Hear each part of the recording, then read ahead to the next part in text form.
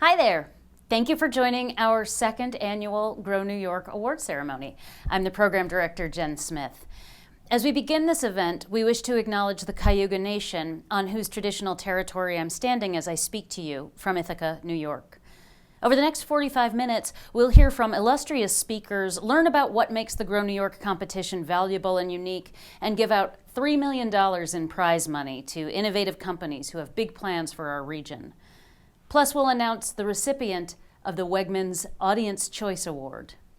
Throughout this award ceremony, we encourage you to post your thoughts on social media using the hashtag GrowNY to join the conversation and share your enthusiasm.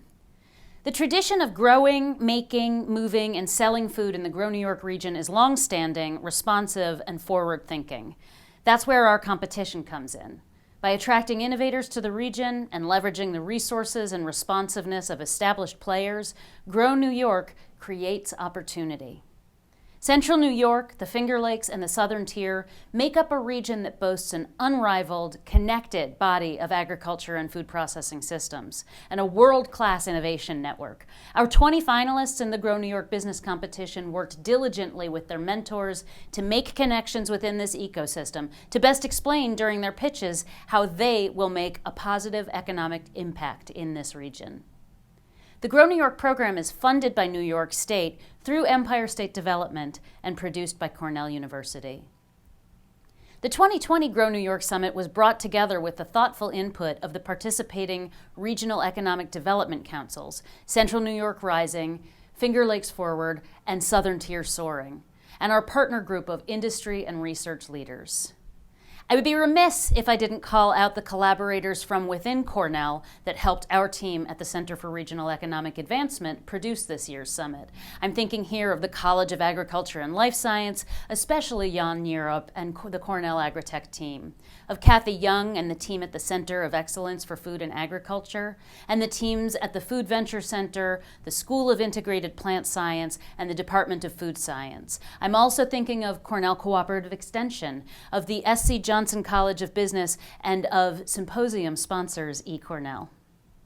And we're especially grateful for the support of this year's sponsors: registration sponsor Farm Credit East, audience choice sponsor Wegmans, pitch block sponsor Rabobank, symposium sponsor eCornell, and the Martin Group, who will provide $5,000 of marketing services to the winner of the Audience Choice Award and to our $1 million top prize winner.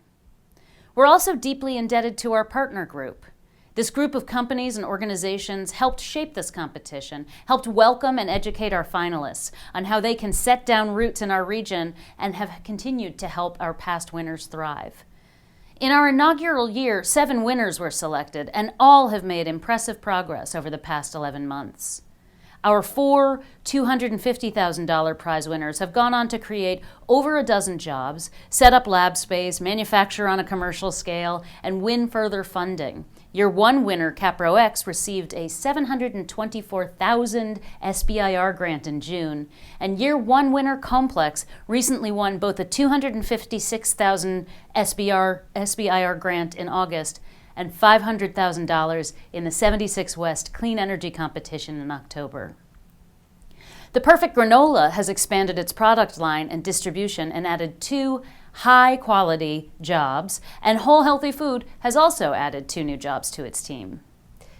Our 2 $500,000 winners have also seen success adding jobs and expanding operations. In the case of Tilliter, the Australian winner that's using computer vision to replace the need for barcodes on products, they've closed a $7.5 million Series A round of follow-on funding. Syracuse-based Dropcopter, a company using drones to pollinate crops, has expanded their fleet and is contracted to operate on farms in New York and California, and has entered the international market in Brazil and Israel, adding new jobs to keep up with the increased demand. And finally, last year's top prize winner, Real Eats, has exceeded even their own ambitious intentions for regional impact. Since winning, this meal subscription business has seen 100% year-over-year revenue growth, created over 20 new jobs, and included quality local food and drink products made by dozens of local growers and producers in their home delivery packages. It's thrilling to see the rising tide lift all boats here. When I hear about a local better-for-you snack brand like Garbanzo's or a value add like farmer-grown flour reaching a broader market and selling through more of their product as a result of Real Eats growth, I'm seeing the impact of the Grow New York program in action. Real Eats also closed on $2.8 million in follow-on funding over the summer, which means the tide will rise even higher. We think Real Eats has done a wonderful job of illustrating the potential that the Grow New York competition offers our region, and so we've put together a video to tell you a little more about the success the Grow New York program has helped them to achieve. If there's one thing New Yorkers know, it's resilience. And part of that resilience is adapting to current conditions while planning for future growth. And growth can mean different things to different people: increased production, expansion, progress. But at its core, it means putting in hard work. They're always working, they're hardworking, and I just don't think that a lot of people understand that it takes a lot of hard work to provide meals and healthy meals for people. For generations, agriculture and food production has been woven into the fabric of our state, fueling employment and economic development.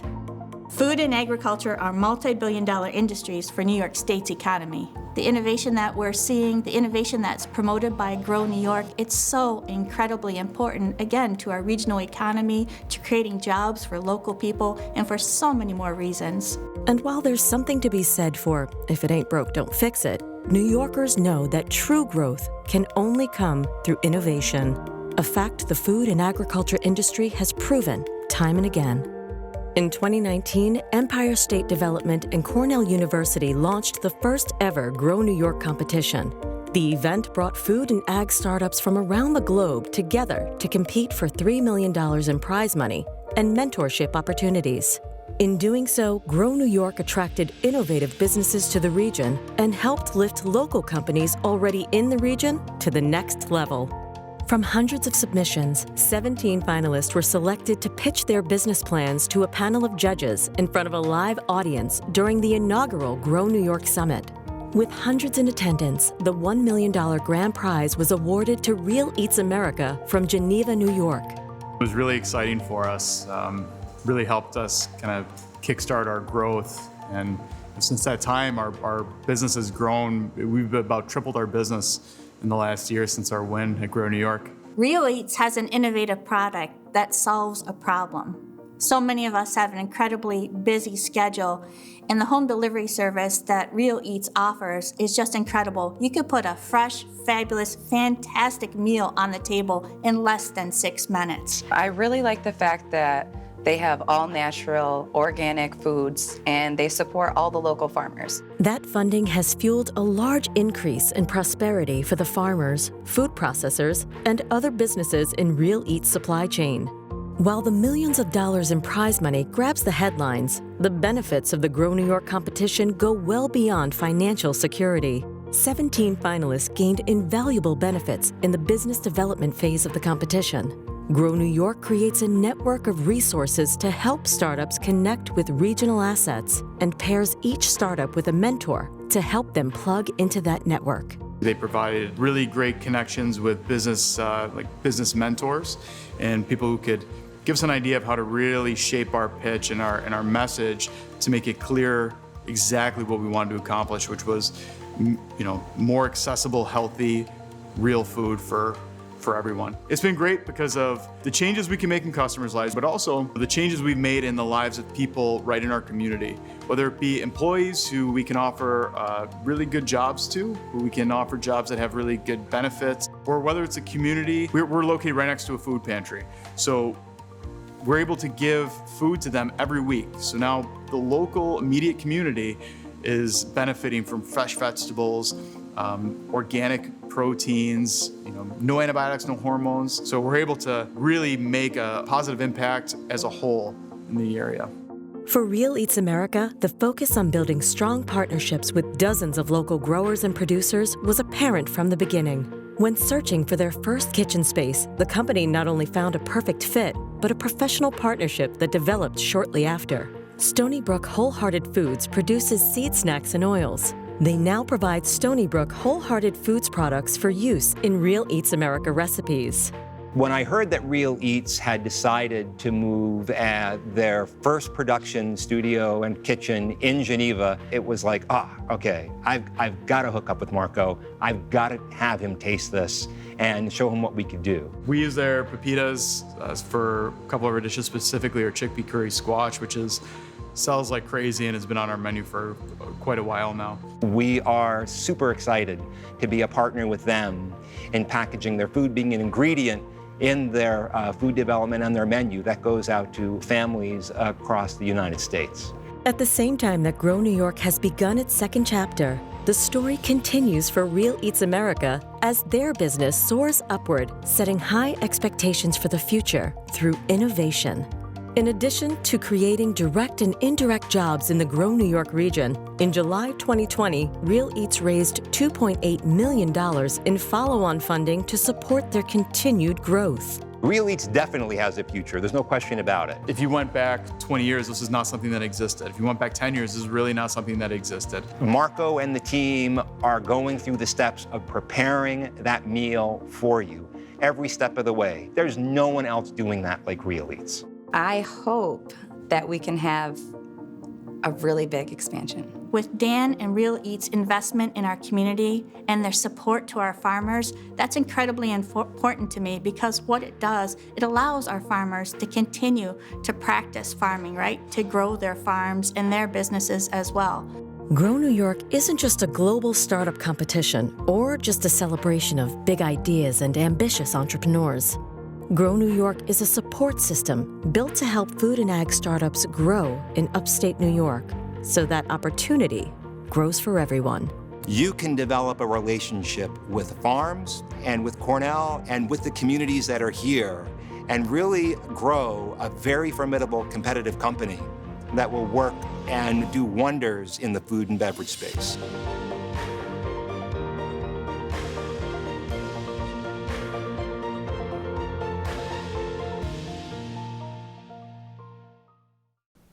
When you talk about innovation in the food and agriculture space in New York State, the conversation naturally turns to Chobani.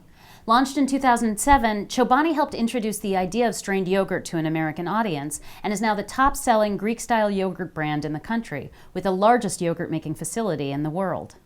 Founder and CEO Hamdi Ulukaya has a strong sense of community responsibility that manifests through the company's philanthropic work as well as the Chobani Food Incubator program. Holmes applesauce was accepted into the Chobani incubator. We thought that having the founder, Ethan Holmes, a new entrepreneur at the start of his business, talk with Hamdi about the role innovation, social mission, and adaptability have played in Chobani's success would give us a great jumping off point for a meaningful conversation. Hello, everyone. My name is Ethan Holmes, founder and CEO of Holmes Mouthwater and Applesauce, an all-natural premium applesauce product that I created at the age of 15 years old in 2008 and have grown successfully to hundreds of retailers since entering the market in 2014. Now, besides being a full-time Cleveland-based manufacturer, I'm also dedicated to being a social entrepreneur or anti-CEO. Focus more on bettering the lives of those in our communities. Now, a special thank you to Grow New York for today's opportunity to interview today's guest, one of my personal heroes, Hamdi Ulukaya, founder and CEO of Chobani. Hello, Hamdi. Hi, Ethan.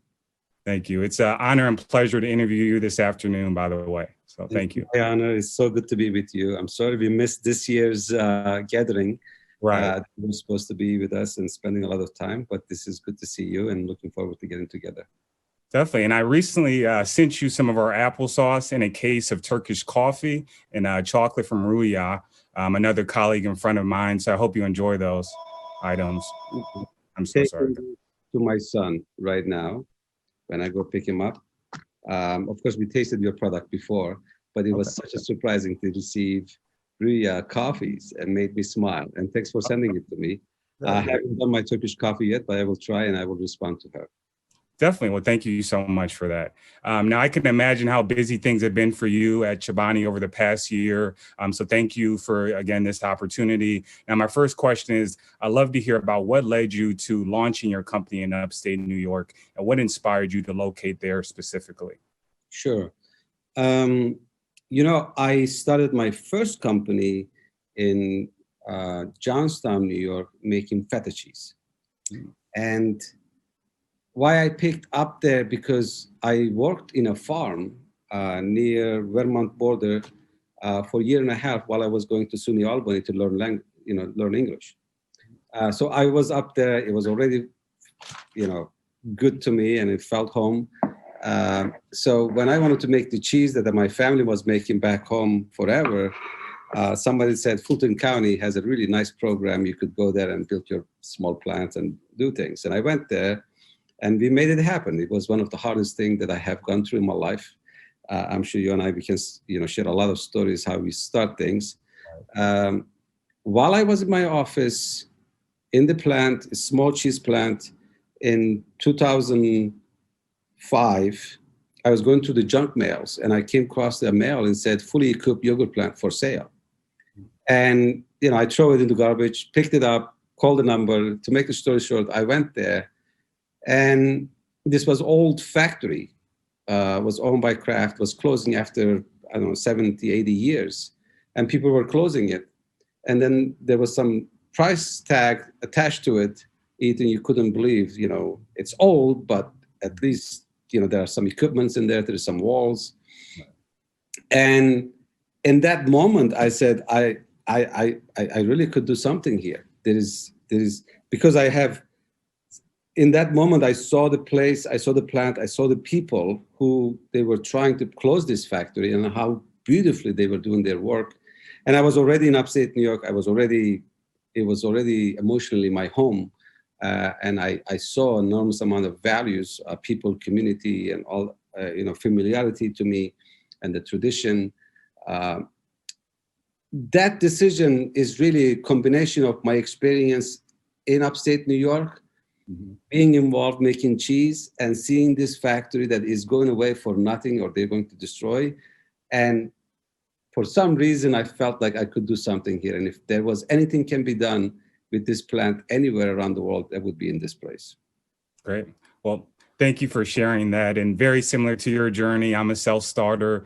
For me, it was about creating the best product available when we first started in my mom's kitchen in 2008, eventually moving to an incubator kitchen where, we even lost hundreds of dollars from failed batches, as I'm sure you can imagine. So thank you. I can really relate to that. Now, I know from one of my favorite TED Talks, you believe in an anti-CEO playbook philosophy and the importance in cultivating the entrepreneur mindset. Can you tell us a little bit about why you started the Chobani Incubator? I just wanted to have friends. I wanted to have friends like you and like other passionate founders that they're just starting their journey, and that we think the same and we look at the world the same, and we are entrepreneurs, not only just making money, but also making some changes, positive changes in communities, like you mentioned. And also I thought, maybe by accident, maybe some from my background, or maybe some of it that I came up with it, that I thought I learned through my journey that were extremely valuable to make it to the next level, while keeping your value in the center, and how I can pass this information. And I thought there was some value to that. How I can pass this information to, like-minded entrepreneurs that might be helpful to them. And the other part I wanted to do is I wanted to show, my brothers and sisters who are starting this journey, and to say it's not a big deal, really. The most important thing is not the value or the volume of the business. Most important thing is what you have in you. And that is the translation of what you have in you into the world. Some could be 10 million, some could be 1 billion. It's all, it all changes. But one of the most important thing is we as entrepreneurs, we have these strong beliefs, we have strong, characters and disciplines when it comes to making these products or these adventures. And there will be a lot of people outside will try to challenge those. And I just wanted to remind my friends that those are the most important things. And you could hear a lot of things, but continue to trust them and continue to follow your heart. Definitely. Well, thank you for sharing that. Again, I feel as an entrepreneur or CEO, it's not just about providing a quality product or service, but really supporting your employees, your community, and really those that, purchase your items. So in 2014, I founded the Homes Entrepreneur Initiative, and it's an organization dedicated to teaching the youth entrepreneurship really through our business model, very similar to the incubator in a way. And as the years progress, we've paid the students stipends to help with production, given them supplies to do weekly in-store demonstrations at stores like Whole Foods, and then provided mentoring, classroom presentations, really teaching that entrepreneur mindset all through applesauce. So definitely something we're very proud of. Now, as we close, a big part of Chobani's success has been through innovation. So with everything that's gone on in the past year due to COVID and the protests, how has Chobani been able to adapt, innovate, and look towards the future? Sure. And, again, these are really, really tough times, and our way of life changed. And at Chobani, our way of work has dramatically changed. From day one, I always felt myself like a factory worker. The reason that is because I worked in a factory in the early 5 years of the journey. The other part is emotional. I truly believe, and everyone at Chobani is the same, is we are makers, and we value people who work with their hands and spend their times in factories, in farms, in fields, make things happen. And how they feel, how they treated, how they valued matters on the rest of the supply chain. How the brand evolves, how you communicate, how people feel about you, and all that kind of stuff. So for me, during this time we get into our plants in a very, very heavy way. And my brothers and sisters, and we hear this all across New York and across the country as well, that people who we take it for advantage. We took it for we never talked about it. The frontline workers, they shine, they rocked. And in our plants, the numbers that we get is mind-blowing. Our productivity went sky high, our quality went better than ever before. Our time to innovation, even though we were not working next side to side by side, was never been this good. Our distribution gain on innovation has never been this high.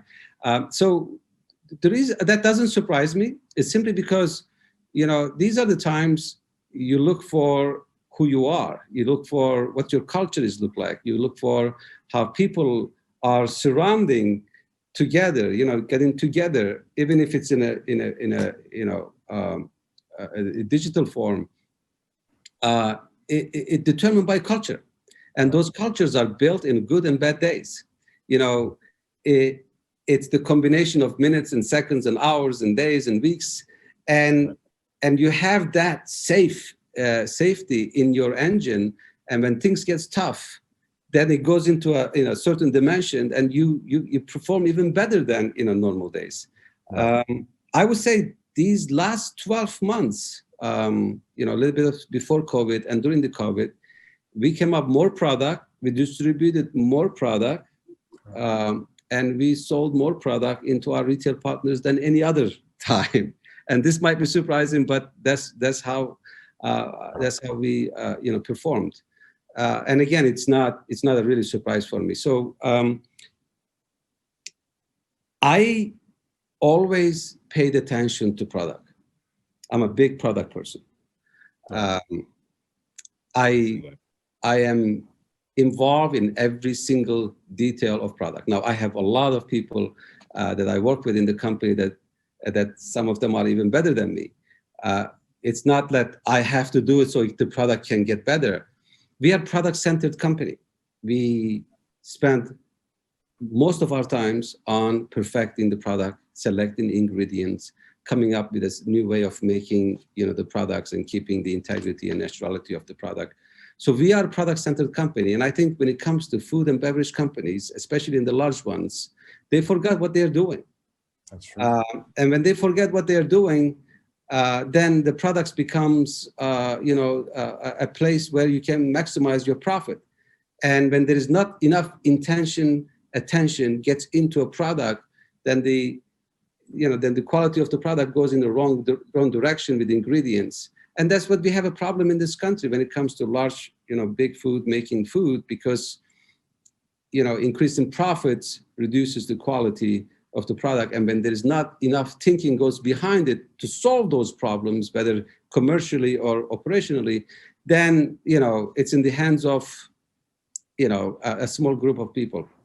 So I think it's massively important from the CEO or everyone in the company to make sure that their core is the product, and the most important thing is that product, and that product is going to be consumed by children, elders, sisters, brothers, and it requires massive amount of attention, not only in the beginning, but later on and the different type of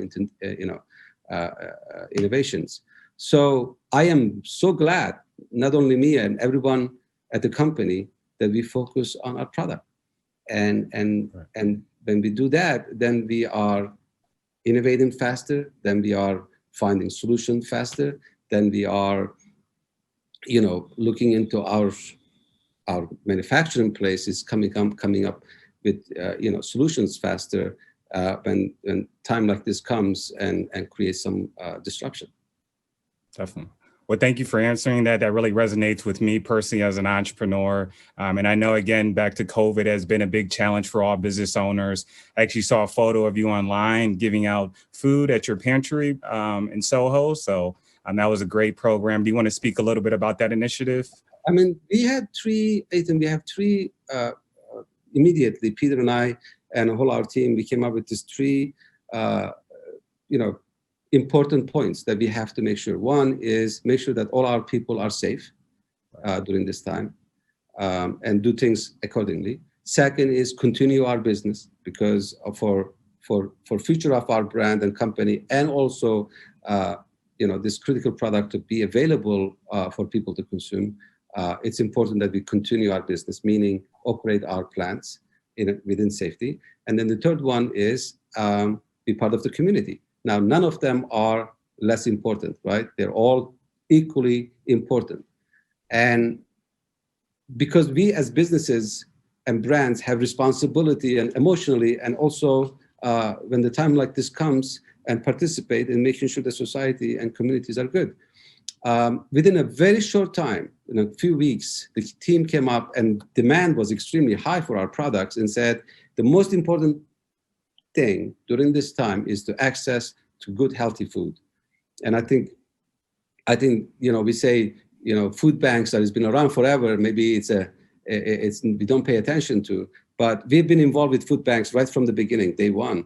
And during this time, it became these lighthouses where people can go and get some food for themselves or their children for a variety of reasons that if they don't have an access to. So we immediately partnered with the food banks, turn our pantry, our cafe into a food pantry. And our team, while we have massive amount of, demand our products, managed to make a truckload of yogurt every single day and ship it to food banks across the country. I think we shipped it to over 45 states for months. Every single day, a truckload of yogurt goes from our plant from upstate New York or Idaho. So you guys also. Oh, sorry. That is the participation of every single person in this company to join this effort. Not only we shipped it, sometimes we received it, sometimes we distributed, whether in the food banks and communities. So at the same time, I was so proud to be part of this company that during this time, while we are keeping ourselves and our families safe, while we are keeping our businesses going in a high demand, we participated in the community, I think, like more than ever before in any time that we've ever done. Wow. And what I was going to add is, I know you also purchased several products from different brands and also gave that out to people in need. So thank you for doing that. So, and our incubator companies, they will participate with their products in our food pantry in Soho. And that was so beautiful to see as well. Definitely. Well, thank you for that support. I want to personally thank you again for the opportunity to interview you for Grow New York. You are literally one of the most inspirational entrepreneurs on this planet, Hamdi, and I want to thank you. So, And thank you so much, Ethan, and thank you for this time, and thank you, Grow New York. I think New York, I always believed, and I'm a big fan, of course, of New York, and this combination of, upstate New York and New York City when it comes to food making, farming, and the culture that goes many, many, many, many generations, and the disciplines that we have, and the spirit that we have, and then these forward-thinking, forward-looking, on the brand side, on the innovation side, and all that kind of stuff, that culture, that speed, that excitement in New York City. That's what I always say. Chobani is upstate New York and New York City's combinations, and that accessible and everywhere. We are sitting in a state, in a land that is a gold mine when it comes to food entrepreneurship, and I think these efforts like this helps. And I always said, I wish when I started my journey, I would have a community like you guys, and like the entrepreneur, and like the incubator companies and the others like-minded people, because we always need this kind of support as an entrepreneurs, not only on the materially, that helps too, but also trusted sounds are always helpful, because it's a tough journey. It's a beautiful journey, but it's a tough journey. And there is no place in the earth to start a journey than upstate New York, in my opinion. great. Well, thank you so much, Hamdi. I hope you and your family enjoy the applesauce as well as the Turkish coffee. So it's been an honor. Thank you. Honor of mine. Thank you so much, Ethan. Thank you. What a great conversation. Thanks to both Hamdi and Ethan for sharing their thoughts with us. Next up is my colleague Brian Bauer, the Competitions Director for Cornell's Center for Regional Economic Advancement, to tell us about the Grow New York application, judging, and business development processes. Thanks, Jen. Before we give out the prize money, we want to tell you a bit about how we run the competition and about this year's finalists. In year two, Grow New York's lead generation team focused on one-to-one outreach. While the pandemic eliminated our ability to attend conferences, we pivoted our strategy and generated 33% more applications than in 2019. Applications came in from 27 countries and 25 states, representing more female and BIPOC founders than in our inaugural year. A panel of dedicated judges helped wade through all the applications and narrowed down the startups to the 20 top finalists. We assigned each team a mentor to guide them in our ecosystem and help them identify opportunities for regional impact. They worked to hone their business ideas and then pitch them to our panel of expert judges last week. The judges represent a diversity of experience. Zoe Feldman is the current head of new ventures and the director of the Chobani Incubator. In addition to investment, the incubator gives startups access to the Chobani network and expertise in order to scale up operations and achieve significant growth. As a member of the LGBT community, Zoe has placed a strong emphasis on diversity in the program and the cohort. Laura Peterson grew up on a vegetable farm in Ontario County, and after receiving degrees from Cornell, she and her husband Rick moved back to the Finger Lakes and started Peterson Farms in 1983. They've grown many different crops over the past 35 years, but for the past 15 have transitioned many of their acres to organic production. They currently grow asparagus, kale, cabbage, butternut squash, herbs, grain, hops on about 1,200 acres. Pravina Raghavan is the Executive Vice President of Empire State Development's Division of Small Business and Technology Development and has more than 20 years of experience in providing strategic advisory services to businesses in startup, growth, expansion, and maturity phases of development. In his role as Director of Innovation for Farm Credit Mid-Atlantic and as a dyed-in-the-wool futurist, Andrew Rose is a nationally recognized thought leader in food and ag innovation, blue ocean strategies, trend spotting, community building, and white space initiatives. And Mary Shellman is the former head of Harvard Business School's agribusiness program and is known as a strategic pathfinder in the global agri-food industry. Mary currently serves on strategic advisory boards of Crop Enhancement Inc. and Village Capital. She's also a venture partner at Radical Growth, an ag tech fund based in California. This year, the virtual summit was just phenomenal, attracting over 1,500 registrants from around the world. All the startups pitched and took questions from our judges. Recordings of the pitches and the symposium panels as well are available for viewing at grownewyork.com. So, You've learned more about the competition and the judges. Now it's time to meet the 20 teams that have competed for this year's $3 million in prize money.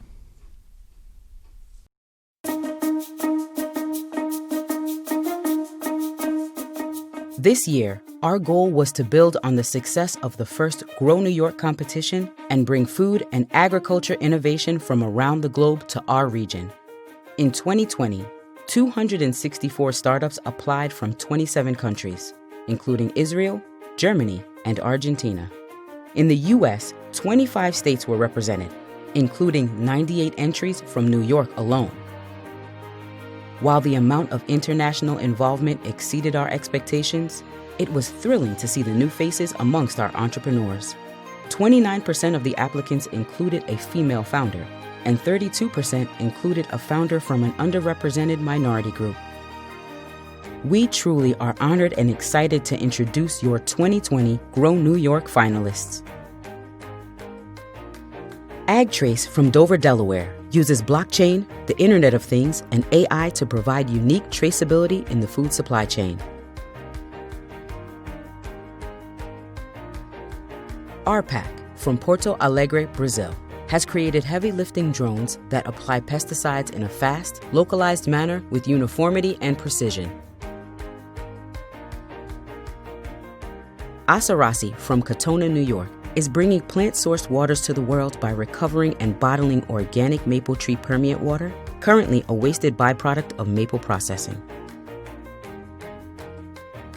Bright Life Foods from Brooklyn, New York, makes great-tasting artisanal vegan cheese and yogurt with sustainably grown algal protein, fungal mycelia, and whole plant foods.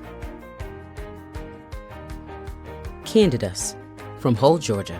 Candidus focuses on developing cost-effective supplemental lighting strategies and control systems for commercial greenhouse operations.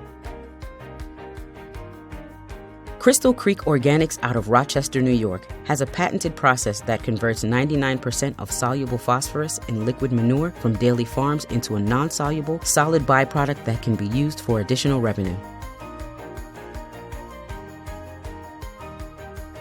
Fresh Source from Giza, Egypt, provides innovative solutions to integrate smallholder farmers into the modern value chain, guaranteeing fair prices while minimizing food losses. Halamine of Ithaca, New York, is developing antimicrobial products to ensure the continuous protection and safety of our food supply.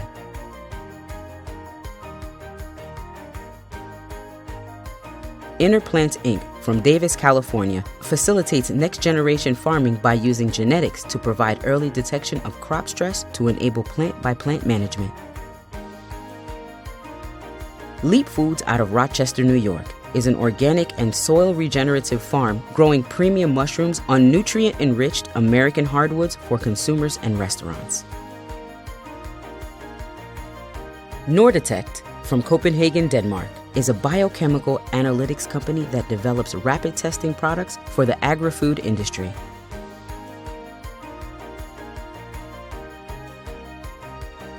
Norway of Ithaca, New York, uses acid whey, a byproduct of the New York yogurt industry, and upcycles it into a refreshingly nutritious, low-alcoholic beverage. Pit Moss from Ambridge, Pennsylvania, produces a next-generation growing medium proven to grow bigger, stronger plants than most peat-based mixes.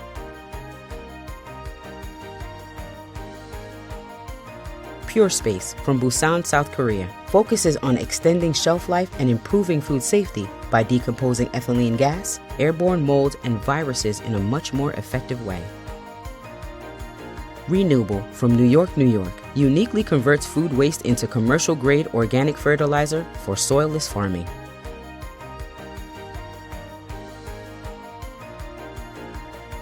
Ripe Technology out of New York, New York, is a leading force in deploying the blockchain of food to address food safety and tracking issues across the supply chain.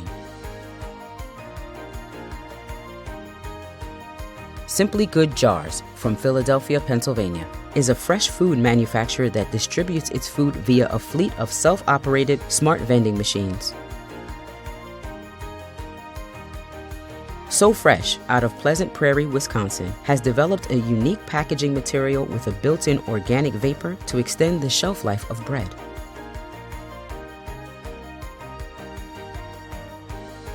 Seuss Technology out of Merkaz, Israel, develops sex reversal technology that transforms male layer chickens into functional female chickens that can lay eggs.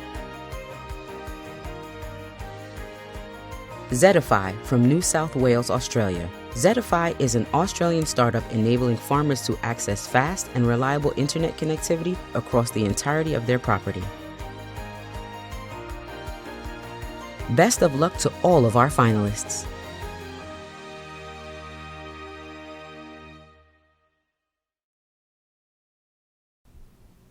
This year's field of competing startups was fierce and inspiring.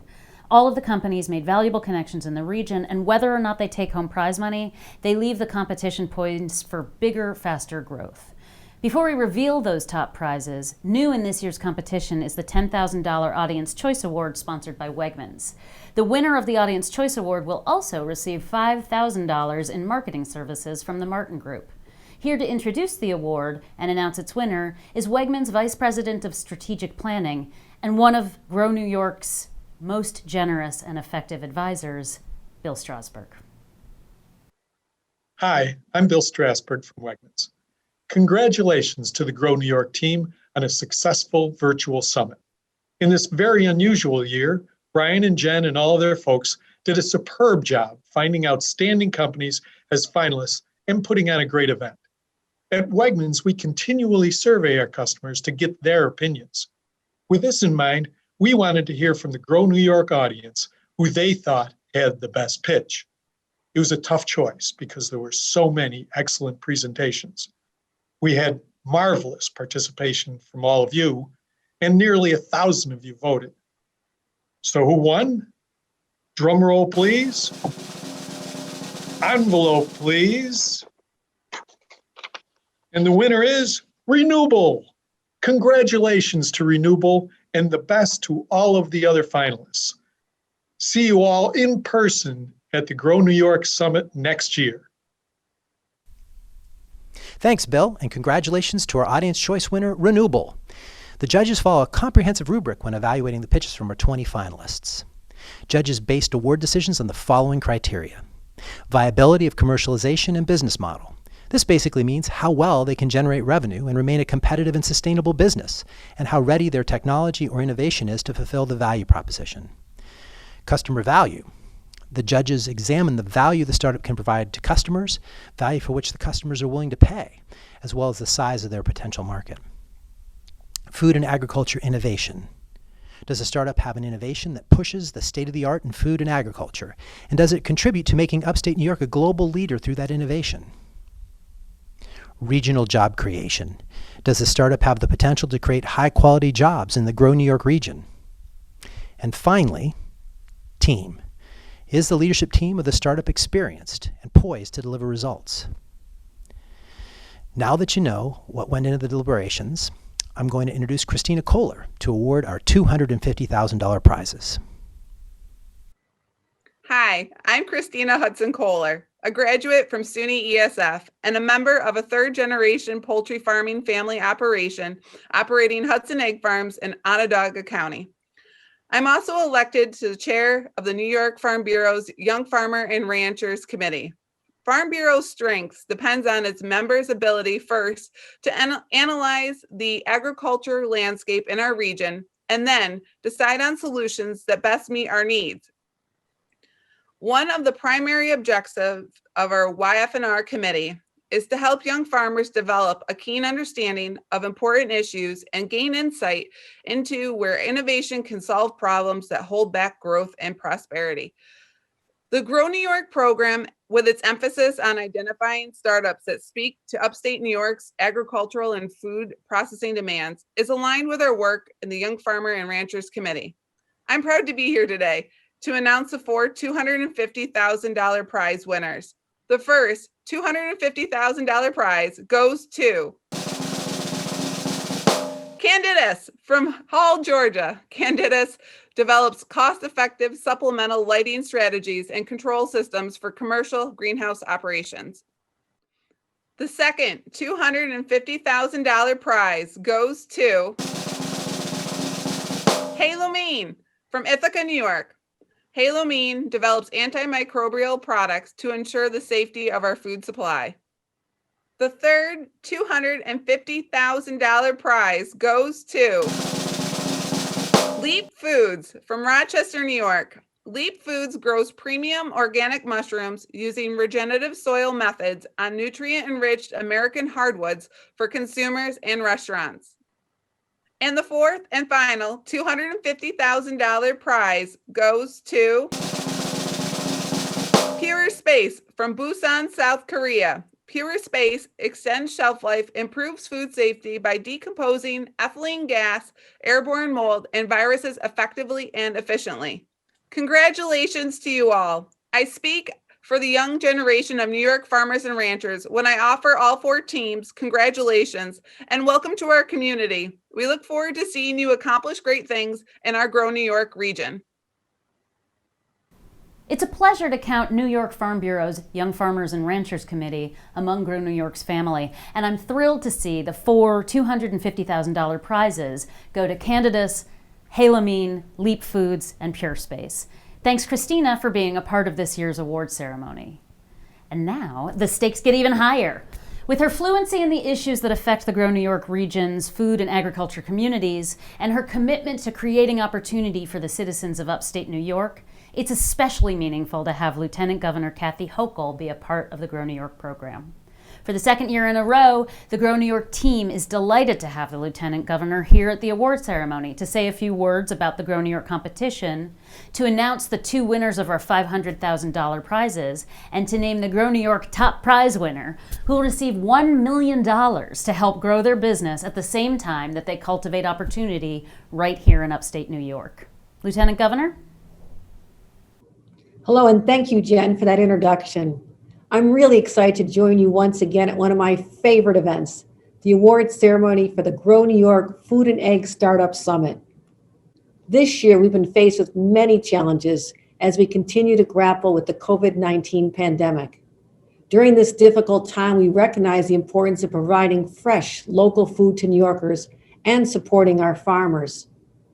New York launched the Nourish New York initiative at the beginning of the pandemic, providing $35 million to allow food banks and providers to deliver food to families in need. Over the last few months, I've participated in many events where this literally life-saving food has been distributed to communities in need. And in talking to farmers, I know how much they appreciate New York stepping up for them. And even during a pandemic, we understand the importance of investing in businesses and programs that are helping to support and grow the industry. The Grow New York competition has been an incredible success.